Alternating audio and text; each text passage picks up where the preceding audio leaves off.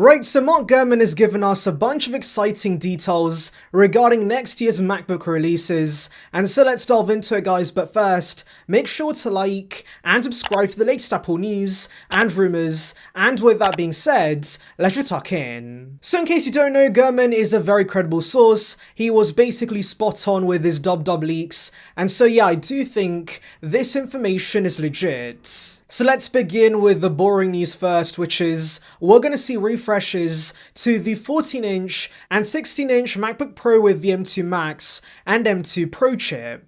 Now surprisingly, these could launch as early as the end of this year, so that could mean a 1-year refresh cycle for these M series Macs, like the iPhones and the iPads. Now yes, I understand that Apple's M series chips are so good they do not need updates on a regular basis, but then again, I do think for regular consumers, it's very hard to predict when a new Mac is on the way. For example, many did not think the M2 MacBook Air was going to release at dub, but it did.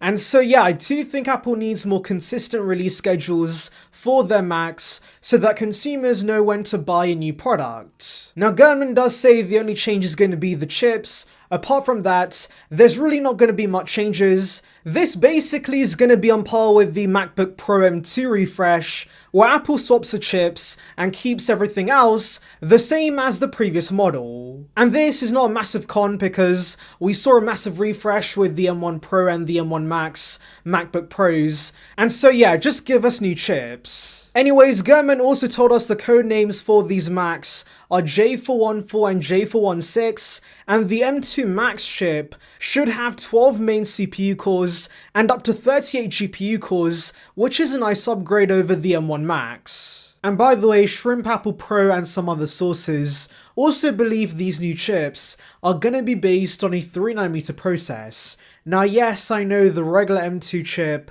is based on a 5nm plus process, but considering how minor the upgrades were with the M2 chip, I'm sure Apple wants to give us bigger changes with the Pro chips, where performance matters a lot, and so giving us a 3nm process is going to massively improve these chips. And while considering the only change with these MacBooks are going to be the new chips, I can see why Apple wants to give us a new process to maximize the improvements. Anyways, let's now move on to the more exciting news, and personally this is a Mac I've been waiting for, which is a 15-inch MacBook Air release. So this has been in the works for some time because Steve Jobs himself did have plans to make a 15-inch MacBook Air back in 2010, but for some reason it's been stuck in development. But Gurman says there's a very good chance it could finally release in 2023. And Ross Young told us about this a few months back, so yes,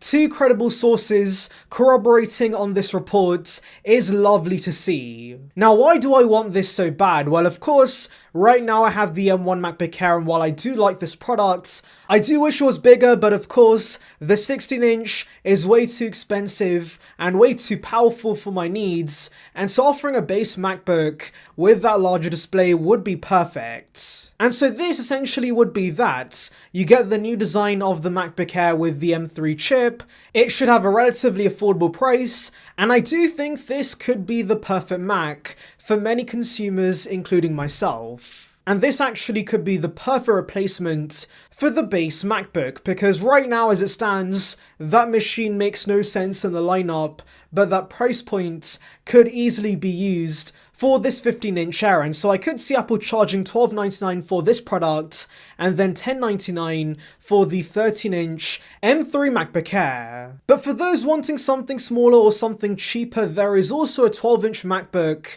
with Apple Silicon in the works. Now this actually was rumored to be one of the first new Apple Silicon Macs, but that was not the case. Either way though, I would love to see this come back because that design was perfect for Apple Silicon, and it would basically fix the main issue with the older 12-inch models, which were the sluggish Intel chips. And so putting Apple Silicon in this, and also giving us a Magic Keyboard instead, would make this the perfect entry-level laptop in the MacBook range. And I'm also hoping that Apple can give us thinner bezels on this device so that they can either increase the display or, of course, further shrink the size of the product. And for those wondering that 12 inches might be too small in today's age, I do think for students, this could be the perfect Mac because number one, it's going to be cheap, but number two, it's going to be very portable, and so carrying this to class and back is going to be pretty convenient. And yeah, this at around $899 could make sense, since that would allow the education pricing to be $799, which is a terrific deal for a MacBook. Anyways, Gurman tells us this 12-inch MacBook should launch in either late 2023 or early 2024, so yeah, there's gonna be a wait. Also, I do want to mention another peculiar report regarding this 12-inch MacBook actually being a MacBook Pro with the M2 Max and the M2 Pro chip. Now this kinda makes no sense in my opinion because the 12-inch size works best as a base MacBook, but also I'm sure there's gonna be thermal constraints, giving a tiny MacBook the power of the M2 Max and the M2 Pro chip. And so since Gurman does not mention this, I do think this report is likely bogus. And to add further susness to this 12-inch MacBook report, Ross Young also tells us he's not heard anything about this MacBook, and since Ross Young's a very credible source, I'm not sure who to believe, to be honest, though I do hope Gurman ends up being right, and we do get a cheaper MacBook.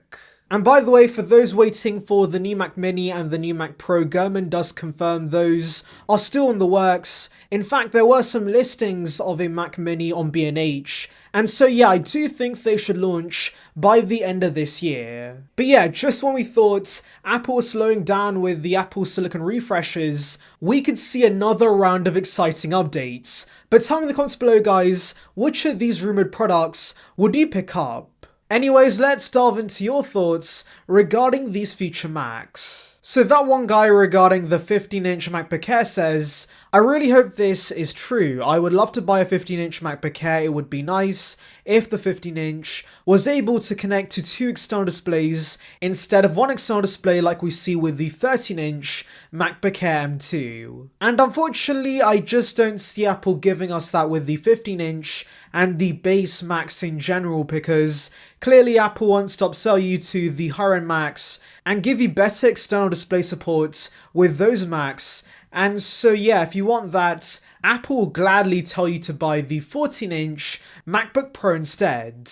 And also do remember the 15-inch and 13-inch MacBook Air are going to be identical when it comes to the specs and performance. So if the 13-inch has that limitation, I'm sure the 15-inch is also going to follow suit. Anyways, that's it guys, but of course, if you have any other thoughts regarding these future Macs, let me know in the comments. Anyways, thank you for watching. Make sure to like and subscribe for the latest Apple news and rumours. Check out the video above on details regarding the iPhone 14 series. And on that note, I'll see you guys in the next one. See ya peeps.